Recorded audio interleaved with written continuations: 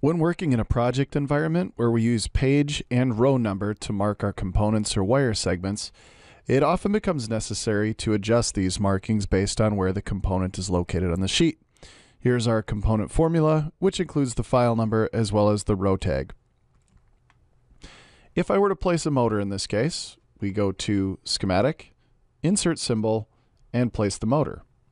It automatically has the tag applied from the row based on the component formula. However, if I want to move this, note that the tag does not update automatically. We have a couple of options in a case like this. We can go to Process and choose the Renumber Marks option. However, in this case, there is no option to select just a single sheet or a single component.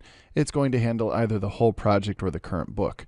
So in cases where we want to do just a single component remarking, what we can do instead is right-click on the symbol in question, go to Component Properties, and for a brief moment, select Automatic and then Manual again, or vice versa. This will reapply the tag for the component based on the row it's placed on. Let's try this again with another common example that we might see, a PLC that's already been set up in advance in our PLC Manager. These will have a tag applied just based on a counter and have no knowledge of where they'll be placed in the project.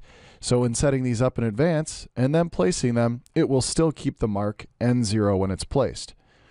We want this PLC symbol to reflect that it's been placed on page 5 in whatever row it happens to line up with instead of N0 as its current tag.